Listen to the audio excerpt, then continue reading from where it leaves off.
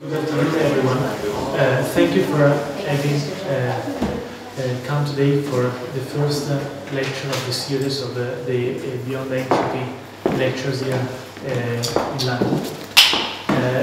I would like to spend a couple of words on the institutional framework that has organized these lectures. As you know, the cluster Beyond Entropy has arrived to the final stage. We exhibited the prototypes that were exhibited in Venice during the Architecture Biennale, and this becomes the occasion in order to organize a series of debates and conversation to really understand the spatial relevance of the prototypes at the mere architectural level. And I think that today with Vittorio Pizzigoni and later on with John Stetzeker, with Carlos, with Silvia Davoli, with Enzo Jaffe and Shinigashira, we will focus on the several contributions and the several critical assessments that we can draw out of this very diverse and rich experimentation that we have been carrying for almost 2 years. Today we are delighted to invite Vittorio Pizzigoni, who is an architect, is based in Milan, and is a founder of Baukuh, which is an experimental practice that focuses on architecture based on the logic rearrangement of historical and critical elements of the architecture of the past. Vittorio Pizzigoni is not just an architect, but an extraordinary researcher into architecture, and his most significant works are about Palladio, and some of you actually already had the pleasure to assist to his presentation in Vicenza, and on Mies van der Rohe. Recently, a work on the editing of all the writings of Mies van der Rohe has been published with one of the most important Italian publishing companies, which is Inaudi. And this is an extraordinary book that hopefully soon will be translated in English as well. And today it's going to be very fascinating to see how Vittorio will be able to relate the research of Mies van der Rohe to the idea of text and to the idea of the wider horizon of research that was triggered by Beyond Entropy. So let's welcome Vittorio Pizzigoni.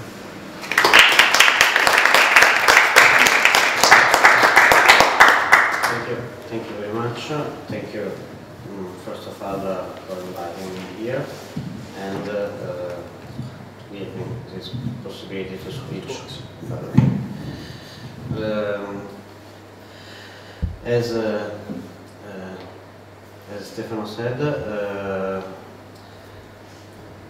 I edited recently a book on Mies van der Rohe writings. I will present here the words of Mies van der Rohe in relation to his architecture, because his words, in order to show the energy of his words and the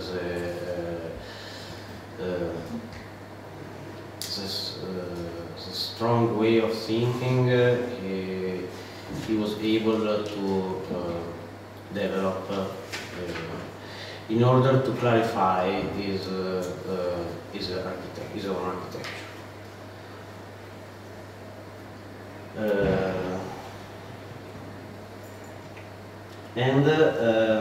I will start in making this. We will read a lot of his texts. Some of them are never re-edited or never edited or never published in English too. But I have found, I have trusted, is strange also this thing that an English writer like Mies was edited before in Italian than in English. Anyhow, I will start with well-known architecture, an architecture who was made by Mies in '29 in a very few time, and an architecture who was for a long time masterpiece of modern architecture, but was what interests me is his relation with Mies' work. After Mies was gone in US, this architecture was considered his most beautiful architecture, and for many times the interpretation of the architecture obscured his work on his American work, his work on skyscraper, on big buildings, and so on. Though I will, though everyone knows the Barcelona Pavilion, but I will start from here because though you can have a look on different interpretation on the work by Mies in Europe and in US. I will start with an interview given here in AA by Mies in the 50s. Starting with the Barcelona Pavilion, Mies said, "It's very curious how buildings come to pass. Germany had the task of putting on an exhibition at Barcelona. One day I received a call from the German government. I was told that the French and the British would have a pavilion and Germany should have a pavilion too. I asked, what is a pavilion? I have not the slightest idea. I was told, we need a pavilion, design it and not too much glass." I must say that it was the most difficult work which ever confronted me, because I was my own client. I could do what I liked, but I didn't know what a pavilion should be. Looking back over all those years, I can remember it very well. It was strange. I'm sorry that I have not much time in which to tell you about it. If the British and the French had not had a pavilion, there would have been no pavilion in Barcelona erected by Germany. I start with this because the chances is a very important thing in architecture, and like Mies said, was factors of chance that the pavilion was erected, and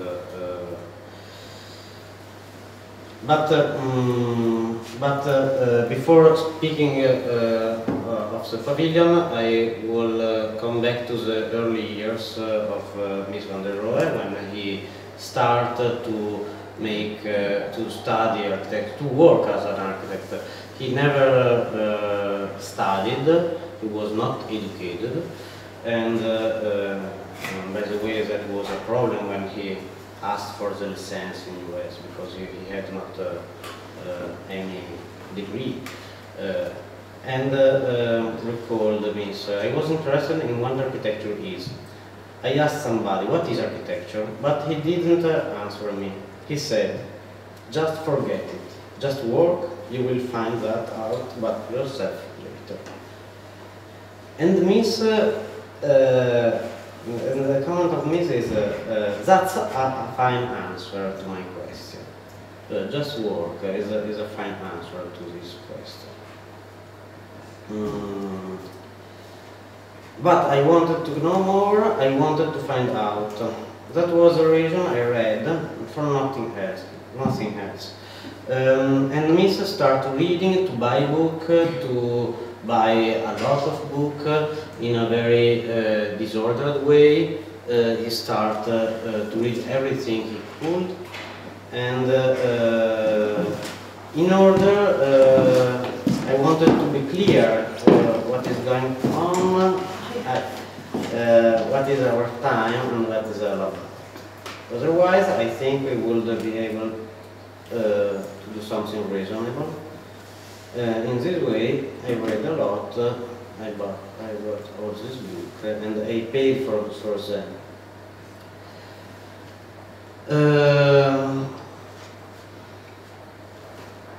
And Mies start to read in order to overcome maybe his lack of education. But after that, in 1920, he started to write, and he started to write for a very precise reason. He developed some project between 1920 and 1924, some very radical project, like the one here shown, and the skyscraper in the Strasse, and he started to write for explain those projects, for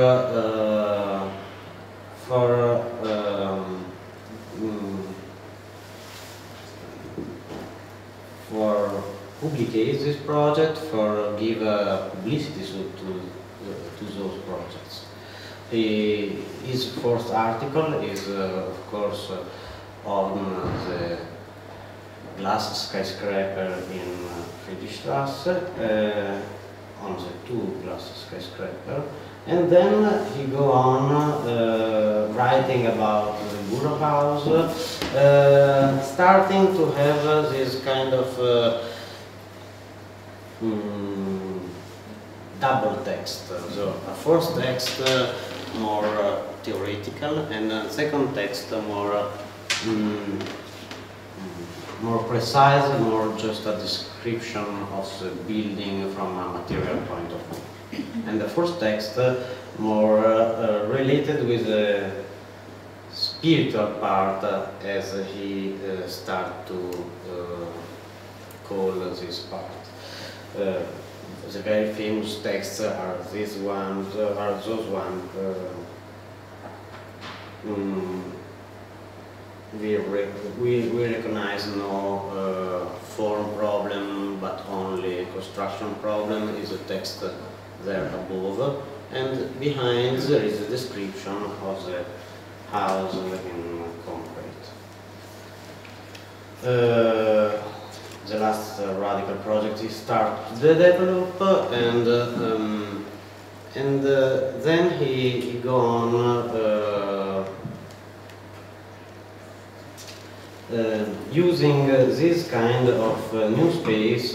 He invented like a shock in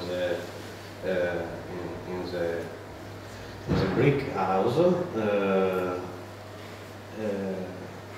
and he started to use this free space in this Café de la Mode, all made by silk and just by some cables, where he developed his first chairs, the MR10. And in the Stuttgart exhibition, the glass room, a room made all by glass, the ceiling, the floor, all by different colors. And all these experiences, all these kind of works are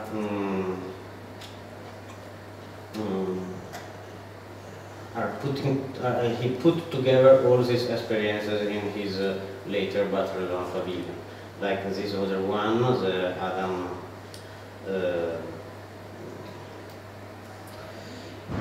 Kaufhaus, the Adam store building in Berlin, and where he develops this glass facade, but without the structure like you can notice. I'm sorry if there is something unclear, just stop me, and because maybe I put many concepts together and maybe something cannot be clear, and just I can repeat. Just to have an idea of these times, here you see a room in Tugendhat house, a very simple room made just by some few elements. Very it is the room of the children, but the room of the Frau Tugendhat is not much different, and in my mind, recall me is the most famous room, the room by Mies. So a room made just by some object, unstable object in a free room. In Mies is a little bit more evident, the instability of the objects, where but if we recall a little bit the room by Mies, also this small picture, very small,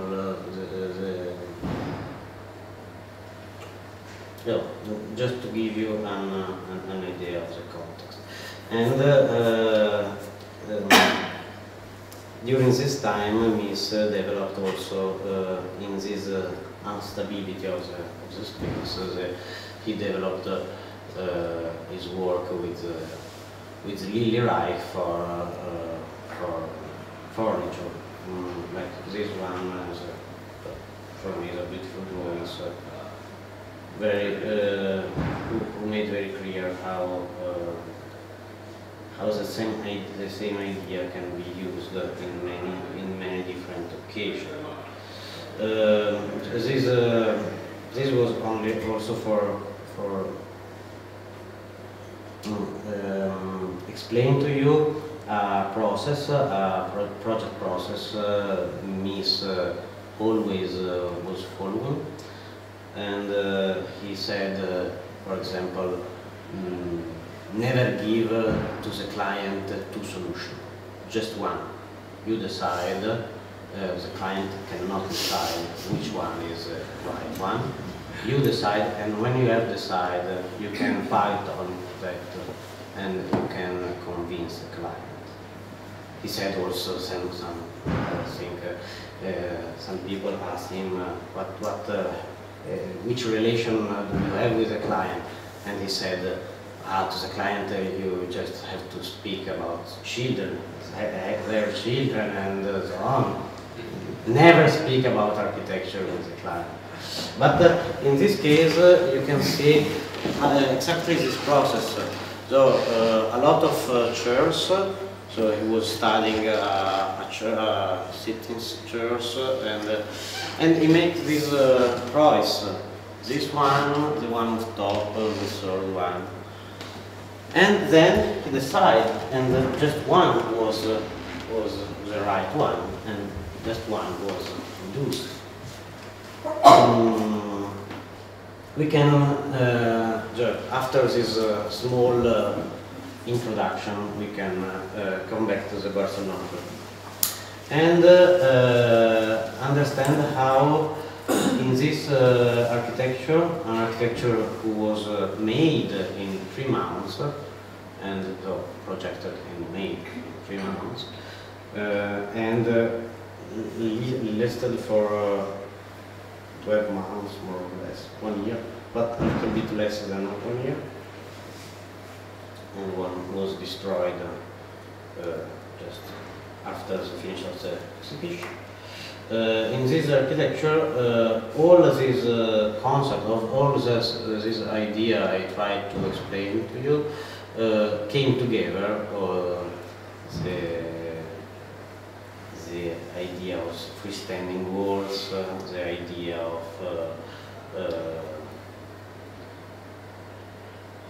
glass, of the use of this transparency, also in the floor of this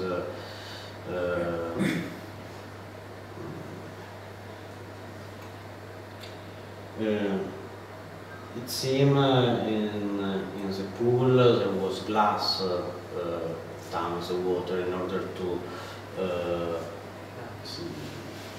to give a more strong reflection. But anyhow, in this project came a new a new strategy.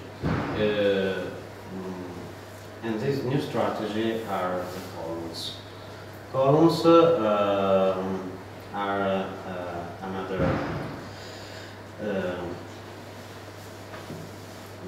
are not these freestanding walls we saw in the brick house, are a structured element, an element who is designed in order to interfere with space.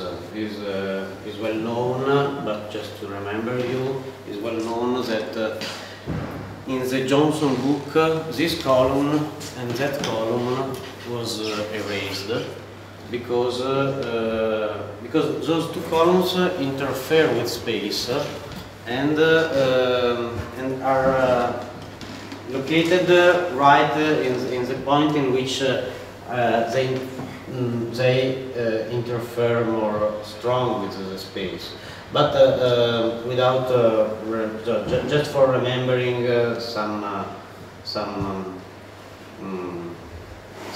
something that maybe you know very well. And like you see in this first drawing, a drawing shows a column, so the bird of a column inside the space, and a white wall in the background, a white wall. Mies had not decided yet in which material to build, and also you can notice a sculpture. This is a Lambrooke sculpture. Then after that was used as the oldest sculpture, but just because Mies could not find the right sculpture and find another one of the same size.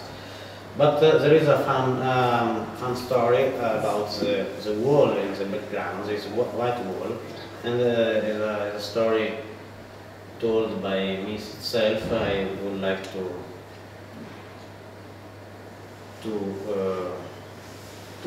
read to you.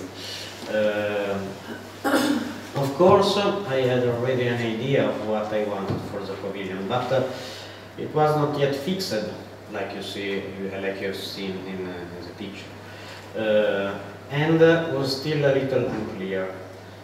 Then, when we visited a marble yard in Hamburg in order to search for something to use, I asked, "Don't you have something really different, something really special?" And I was thinking of this freestanding wall which I had inside the pavilion. And then they said, "Yes, we have this huge block of onyx, but it is sold to the North German Lloyd for one of their new steamliners. They want to use it for two large vases in one of their living rooms. And they say, why don't you show me this block?" But they shooted immediately. "For heaven's sake, we cannot even touch this beautiful stone." And I said, "Why don't you give me a hammer?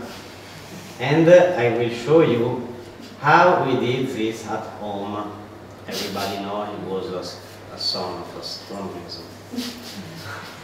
And then somebody bought a hammer, and they were very curious to see if I would knock off a corner from the block, but instead I made a very hard stroke in the center of the block and got a hand-sized slice, very thin, which I polished, so that I could see it. And then we decided to use this material, we determined the quantities, and we bought the stone. The stone had that dimension, and the dimension was possible to make to slide in part in order to make one on the top of the other, and the height of the pavilion was determined by this stone, more or less. Was predetermined by Mies, but exactly the height in centimeter was determined by that. And this is just to notice. Maybe you have noticed, but maybe not. You can see here there is a joint, a joint here, a joint here, a joint here. This is smaller, so because those are not, it's not full material, it's just a slice. It's just two slices, one on this side, one on the back, and the last one, like you see here, the last one, only the last one is full material.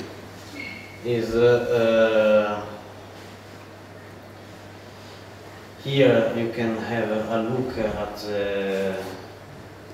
No, I just wanted to show you this. In the reconstruction process, from that was taken this picture. You see that inside those walls there is a steel structure. It's all made by steel, and for that you can see also this chrome steel of the columns.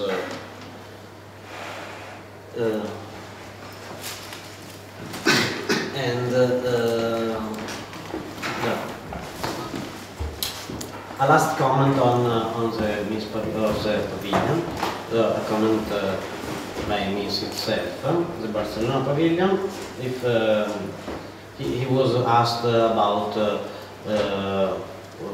what was the importance of material, and he answered, the Barcelona pavilion, for instance, if I would have built in brick, it would be as good as building.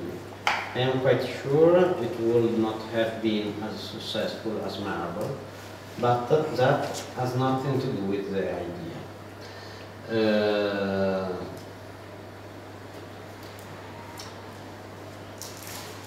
The importance of the material is important because it was made by marble. He was so famous, he became so famous, but the idea was good as if it was built in another material. Okay, that was for enter in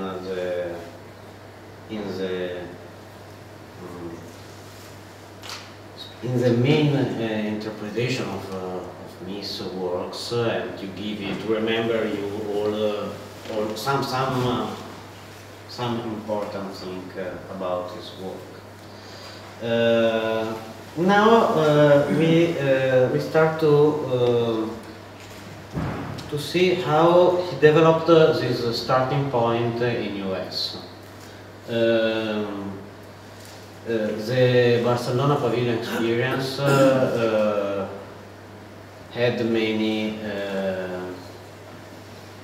consequences, from Tugendhat House to these courthouses, for example, where you see always these freestanding walls and a grid of pillars.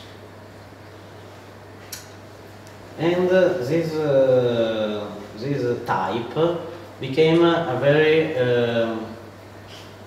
very easy exercise. He gave to his students, like here in AIT, so the first IIT, the Harmony Institute in 38, 39, and he gave this exercise, a very easy exercise, an exercise putting a grid of column, some freestanding walls, so first freestanding walls, then columns for obvious region, and then you can find these sketches by Mies. And you can imagine what was are very easy sketches about this kind of types. So rectangular space, freestanding walls, very easy to make a space, too easy maybe. Okay, he was very are very nice space and a very nice composition, made very fast, but too easy. And after he started after the first years, he stopped to give this exercise to his students, and he took another direction himself. Those exercises show that this kind of architecture, the kind of architecture of the Barcelona pavilion, became for him too easy, mostly in relation with very practical, very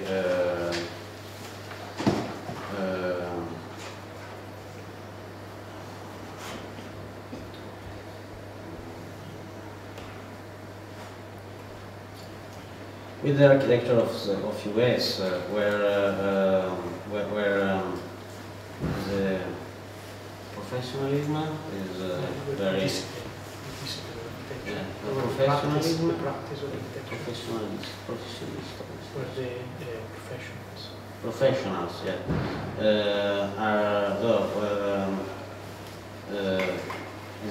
was very important as a professional side of the issue.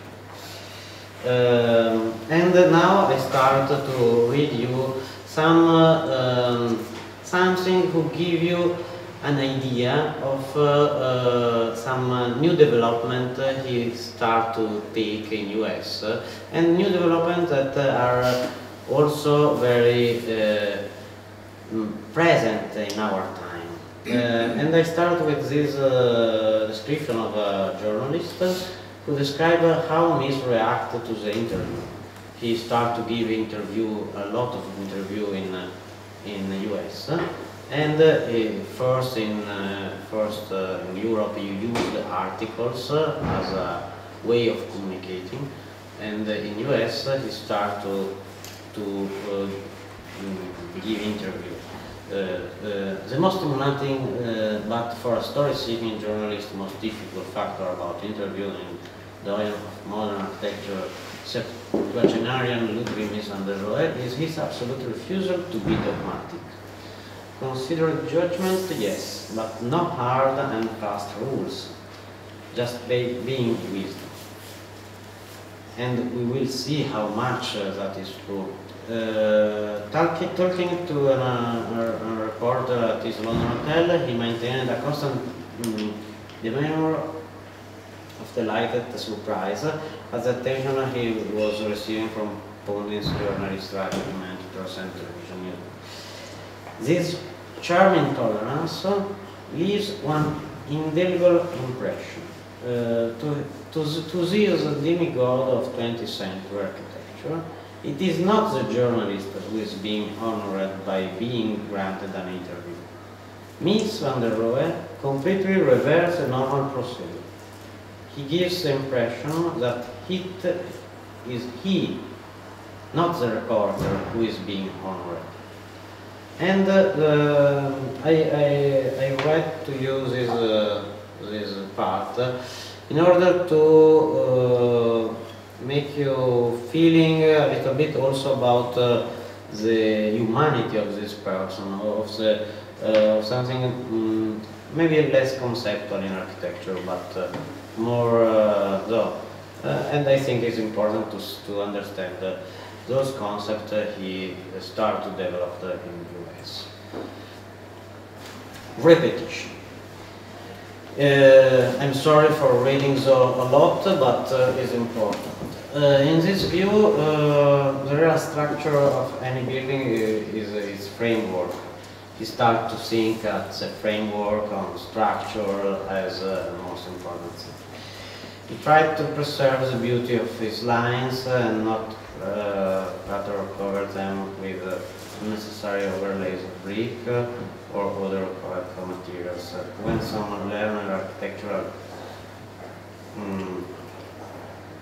contemporaries warn that the doctrine of structural integrity can be carried to extremes, that to great severity sacrifice formal beauty and the gay and pleasant of past architectural patterns, Mr. van der Rohe laughs.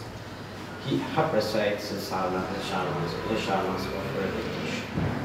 And he says, I don't know whether we will ever add flowers to glass and steel buildings. Decoration is another element. And here comes the most important part. Our time is governed by science and technology. If technology is a guiding influence today, architecture will have a technological character, not a decorative one.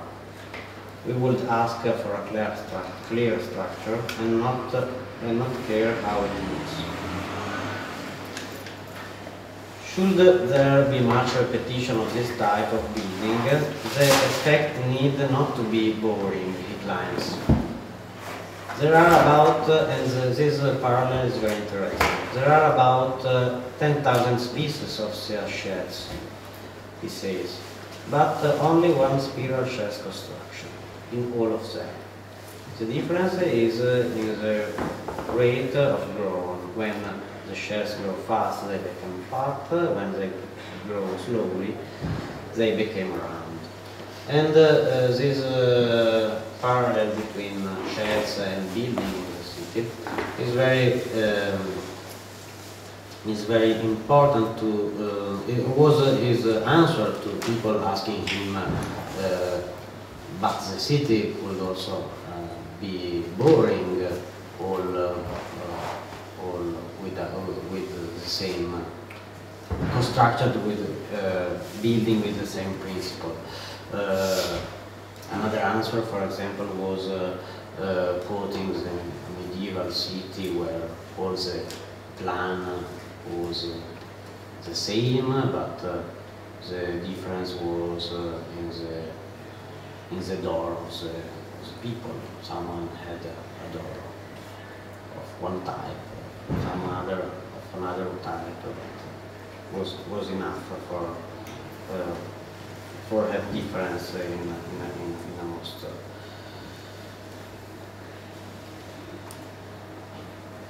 And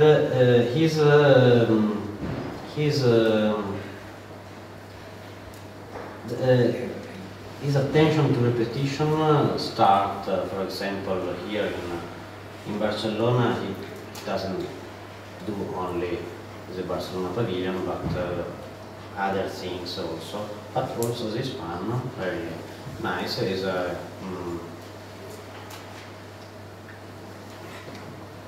beer installation, and the Hecker Brau is the name of this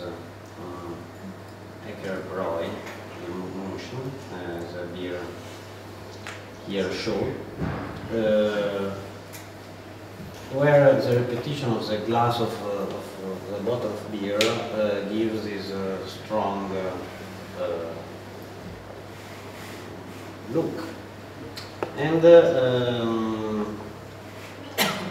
this was sorry for the photographs, but I could not redo that photographs. But was an interest who was growing in his U.S. time, and in his U.S. architecture. But was an interest who was born in Germany, like we have seen in that example. But we can also take other examples. But in my opinion, one of his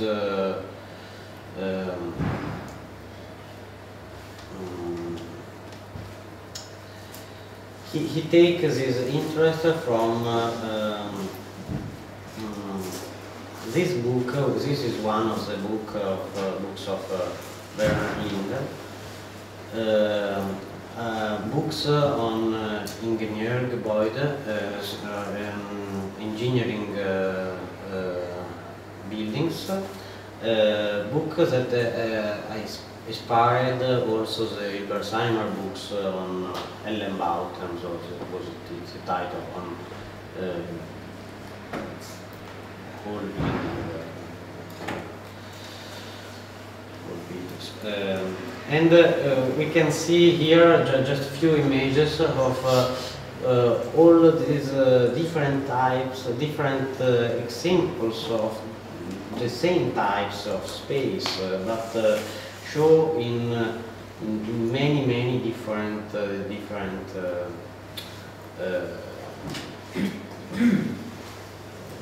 determination, we can say. And of course, these kind of images recalled as the most famous images we can. The Becker studies of the same type of building space. And this challenge of repetition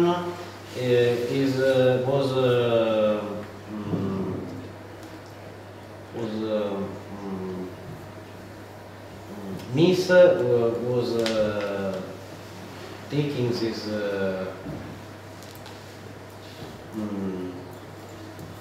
was confronting himself with this with repetition, right in US, right in Chicago, right where all where a city who invented the skyscraper, a city he started to know from Europe far before to move himself to Chicago. A choice he did, not a chance in this case. A choice to go not in New York where there was or where at the time there was a new Gothic going on, but in Chicago, in the city of the structure, of the repetition, of the read, yes. And some other very wisdom sentences. One about obsolescence, about the building obsolescence. First was asked about, but here in the US we replace easily buildings, and he answered, first let me say that I think that the idea of rapid obsolescence, it's a very funny idea. I don't even think it is a good idea, and I don't think it is you know, if you look there in Chicago and around, you find all these pulling down houses. There is no possibility of replacing them. I think that is just something it is a kind of excuse. I don't think it is a real fact. It is not a real fact. You know, there are things that we don't, and then his wisdom. You know, there are things that we don't have to last for a lifetime.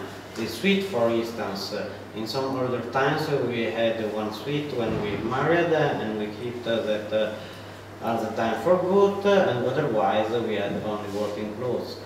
That is not necessary. That is that it lasts forever. Clothes we can change, but there are things that can be replaced, and by necessity will be replaced. But I wonder if the buildings will be replaced. I always thought we had some buildings on our campus that we got from the armies. You know, the army barracks. those kind of barracks made during the war times. Oh, they said it is just provisional, you know, but they last forever. I think on any campus you can find this thing now. The war was been over now for 15 years and they are still there.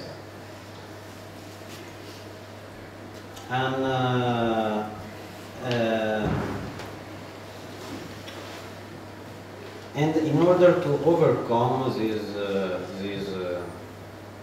and from this wisdom sentence, from this common sense point of starting point, he developed an architecture who can answer this common sense problem. And a good example was the engineering building in Chicago, in the IIT. In the IIT, he could start building this small piece, so the small square.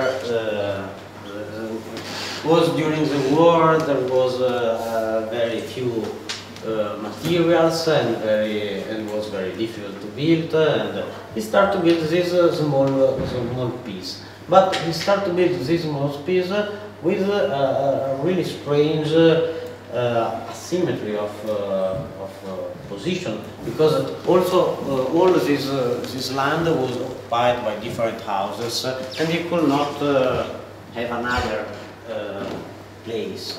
But he started to plan this small place with a bigger grid, inside a bigger grid, and so after a few years he could made this first building, and after that include the smallest one in a bigger one. Sorry, I don't know why. In a bigger one, and then add other two here.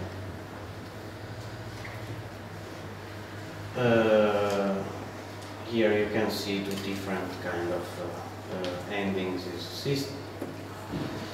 And you can see here, in this point, how this was intended to be possible to change also, to change the development of this building. By the way, in the IIT, Mies told we don't design building, we develop building. In order to underline this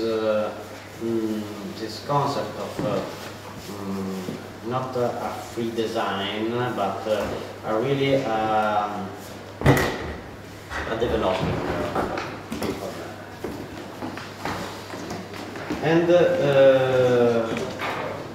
And then his view of how the economic forces and the people, the desires of peoples influenced architecture. People want to live in a country. I always wanted to live in a country myself.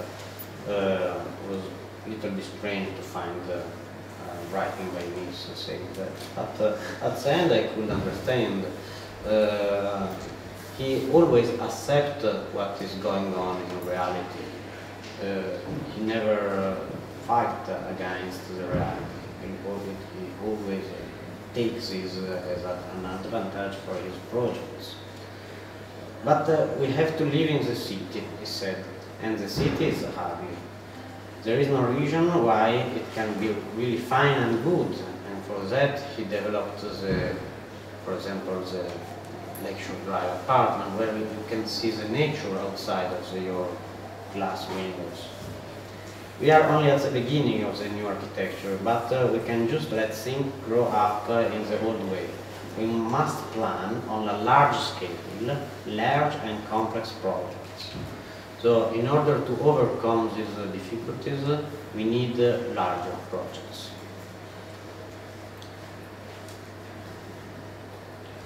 Big projects. It is immense and it's immense and fast rising cost of downtown land, which makes such large buildings and large projects necessary, Mies said. And he gave instances of sites in his own experience that doubled in million-dollar values within billions. Also, this understanding of the economic forces who makes buildings and who make building possible. In another case, for example, speaking about economy, you remember, I don't talk about economy in the sense you have to have a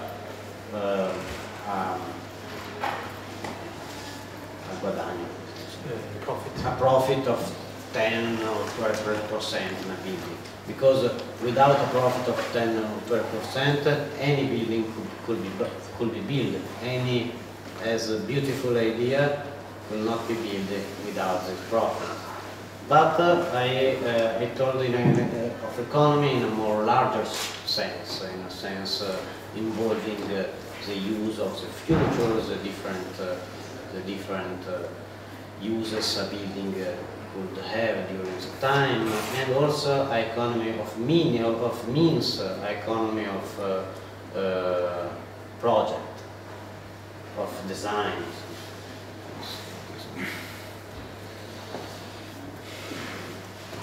Large projects, the necessity of large projects.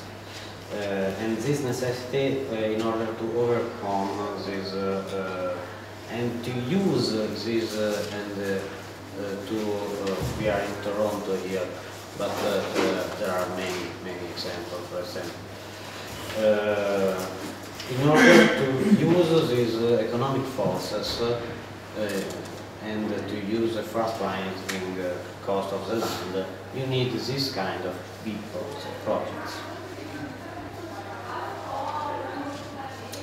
And speaking of Lafayette Park, he said, for instance, has the mixed development concept of your Lafayette project particular significance as a new design approach by you?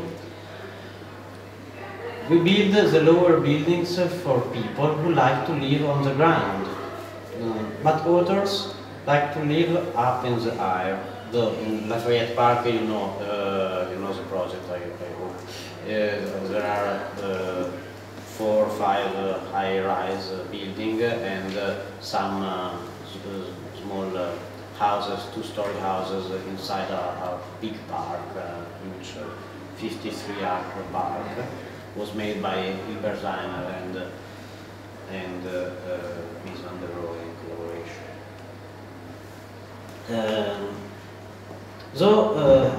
And he go on. So here we build for both. Some people who like to live on the ground, others like to live up in the air. So we build for both. People used say that hill buildings were more costly than low buildings, but an interesting fact has come out of this Detroit scale. The apartments in the tall buildings are much cheaper than the same apartments on the ground. And now we know perfectly, but at the time it was not so clear. Really much cheaper. If you take a unit in an apartment building the same size and put it on the ground, it costs a lot more, and it is a question who should pay for it. So I will not be surprised if in such a town development schemes we kill off the low house in the end. And it was a good reading of the forces going on in his time. And here came the wisdom of him. But should people live high above the ground? Asked the interviewer, and he answered, I think people should live as they like to live. Most people have never lived in tall buildings, but others, I know many, have lived in them for years, and they are still fascinated with living there. But if you build a hick, you must have enough space to live around. As we have in Detroit, there will be a huge 52-acre park in the center of the buildings, with trees and grass and no streets. Here we have kept the street out, all access is from perimeter roads which are dead ends. Then at the end of this project was built only the half, just to recall, because everyone looked at the scheme, like in IIT campus, everyone looked at the scheme. At the end, the scheme was not built clearly. And another sentence of the interviewer, can we always renovate the middle of old cities? Asked the interviewer. No, not always. In historical cities, this kind of renovation are not possible, said Mies. But first, you can use up all the slums for new development. In all the cities of the world, there are large spread areas of this. Also, you can avoid the spread of the silly suburban houses. Chicago has thousands of them all over the place. Instead of eating up the land, a question that's in discussion also today, they should have been developed as a tall and low buildings in a reasonable way. And I don't say this is only work for architects. I think that the developers could do it also. After all, most of those houses are made by developers and are made by builders. Very few of them are made by architects. So a very clear view of our and a very clear view also of problems who at the time was not so central, like the use of the land.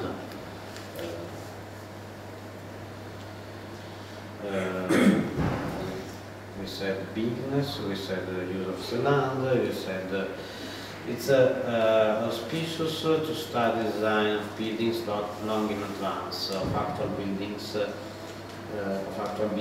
needs. As there is no time to resolve problems when the money becomes available. This is another question who was confronted, who is confronted very much in the IIT campus, where as soon as money became available, he had to have ready the project, because like in every development, time is money, and if the client has the money, want to start to build, not to wait the architect's work. And here you see how he developed a way to give two different, in this case, two different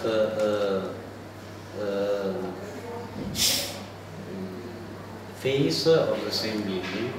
So one in steel is much expensive, and the second one in concrete cheaper. And then the client can decide also with the floating of the steel market and the concrete market. And they start to develop this architecture in order to use this question he could see, and he could see very well in Chicago too, maybe better than in New York. And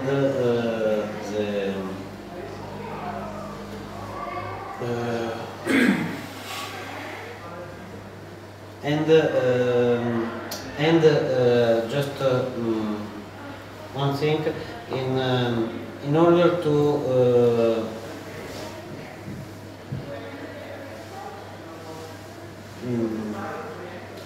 to have this kind of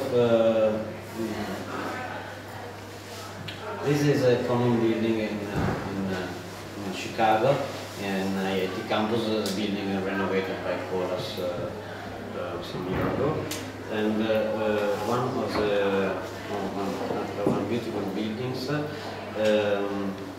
where was also Buchafter collaborated with this. But anyhow,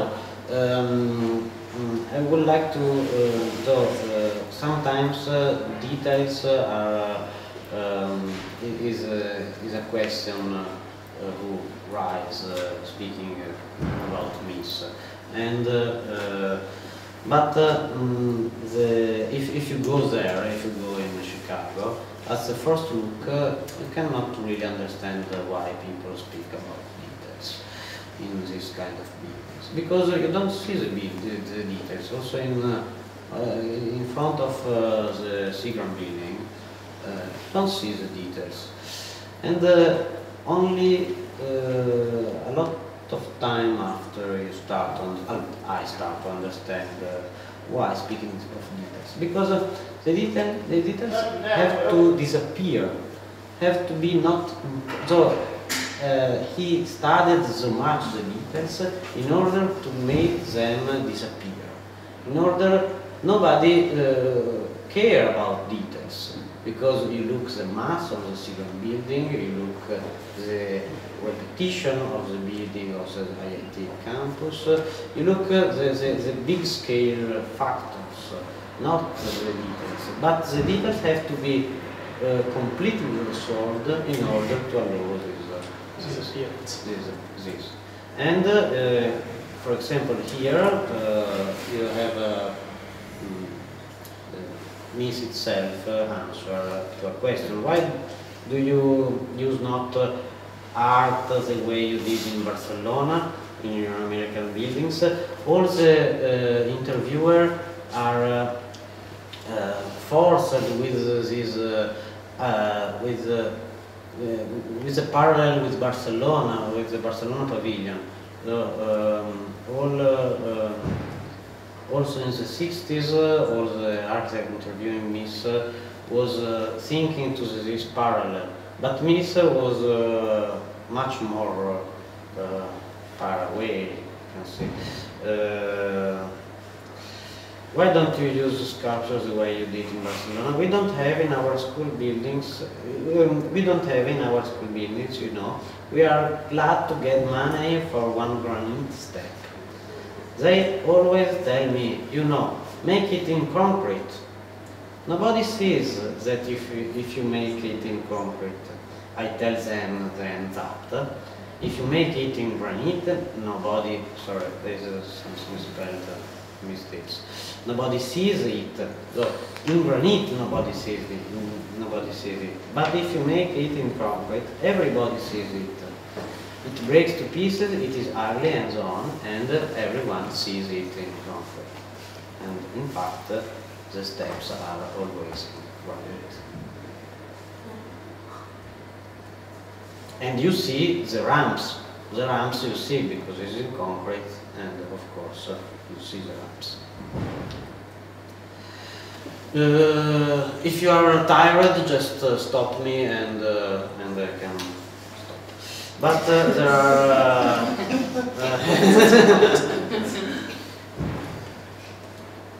there is another concept here was I don't know if it was published, but was written by Berzaina, and there is a very and it was a problem also was a question also for Mies, the question of culture and civilization. We can read a little bit. Culture and civilization are two aspects of society, right, in Berzaina. Culture is an expression of its spiritual values. Civilization of its material progress. For instance, we speak about Greek culture and Roman civilization. They seldom occur together as equals. However, one always terminates the other. The very high culture may be accompanied by a low civilization, or a very high civilization by a low culture. In the latter case, culture is considered a mere ornament of civilization, serving to decorate it with empty and meaningless forms. We can find the parallel between Roman and Greek culture and civilization was made by Mies itself. And Mies come again on this question in another writing,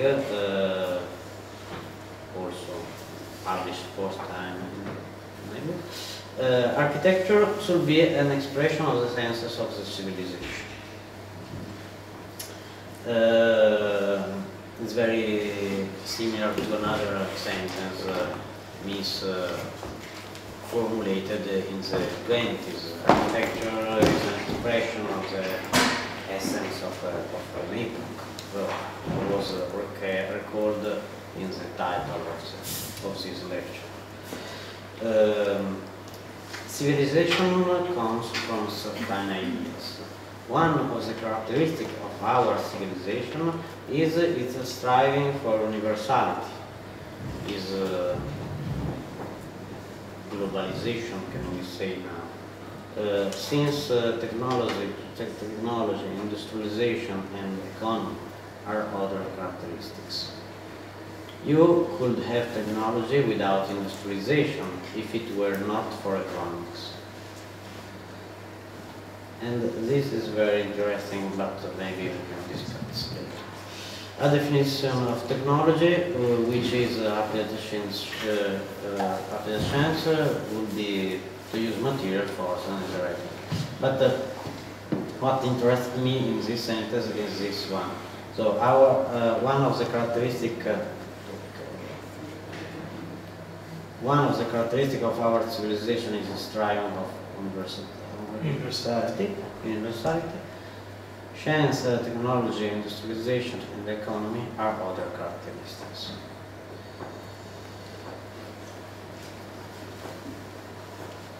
I read again.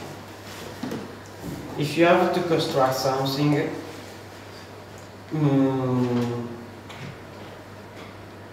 and here came also the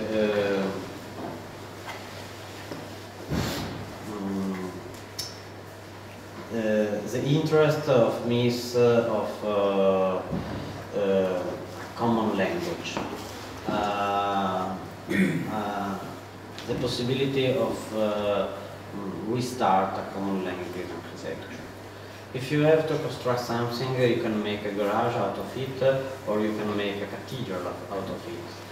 We use the same means, and he started to use only the means he could find in our society in Chicago.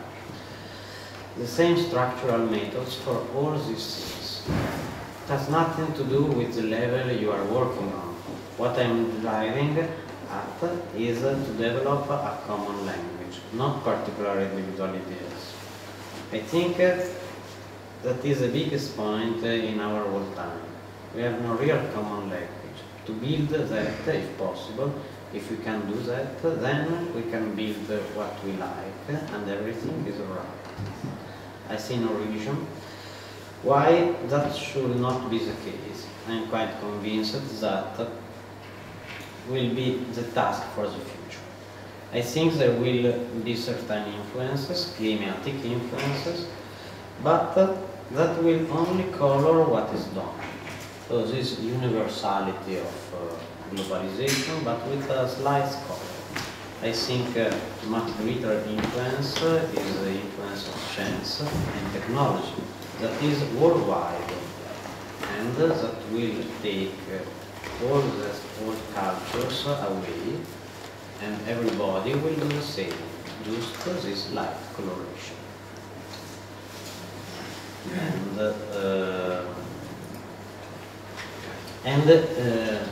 Sorry, okay. But he made all these kind of serial buildings in IIT campus, but he made also these some more monumental buildings, as he said. This was a question of value. With a common sense, with a common language, you can build cathedrals or a garage, but the value of a cathedral and a garage is different. Questo qua saltiamo. I will not build a church as a movie palace, he writes. I will build a factory as a church. So we make a clear distinction what the value of this building are. There is not only a hierarchy of values, there is a hierarchy of work. So there are normal buildings in the IIT campus, there are monumental buildings. The monumental buildings plan to have this big space in the middle of the campus. This is a beautiful big space, but he could not make this space until he had the commission for the crown hall. And in the crown hall, he tried to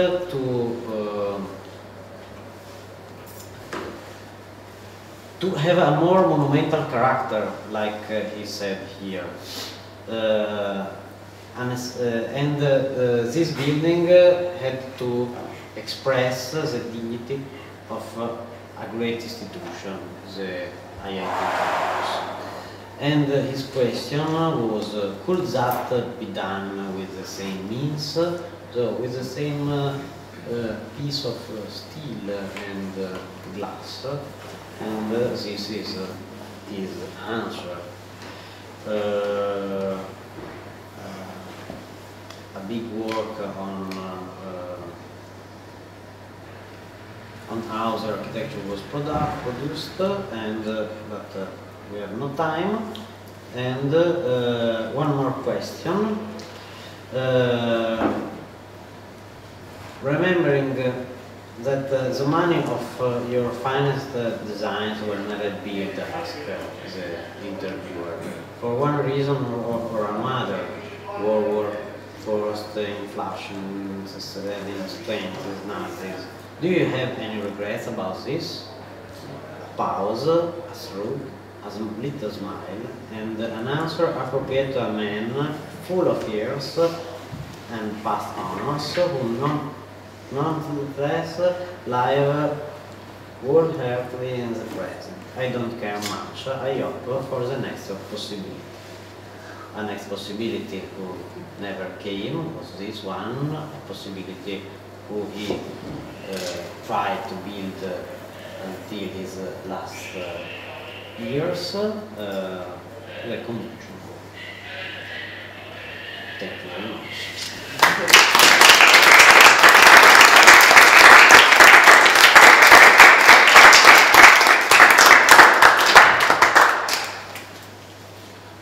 I don't know if there are questions for Vittorio, because I think that there are three themes that I appreciated very much throughout the presentation. The first one is some sort of a dialectic relationship between text in the form of anecdotes and interviews and the architecture.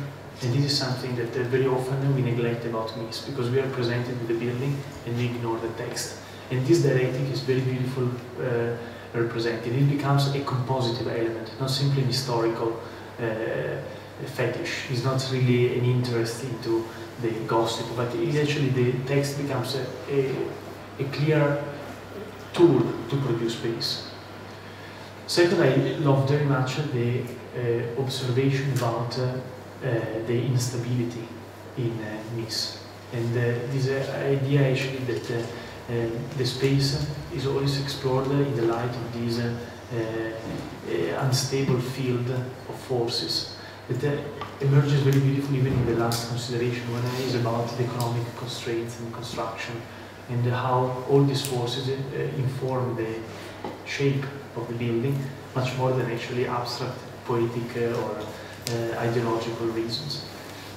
And third, I really love very much this clarity, which is down to earth, which is so inspiring. This like a sense of humor almost that emerges. This that very often is forgotten or neglected. So I hope that this will be helpful even as a model for the development of our portfolios, because it's still so dry and still everything is said in the drawings, in the details, in the so-called silence of the details. And very often it's something that now also emerges even in the units.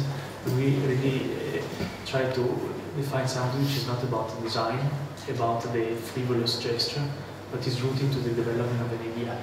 And in this case, the constructive idea which is emerging in these buildings and this research is so incredible, and I think it should be an example to follow. Thank you very much. Thank you.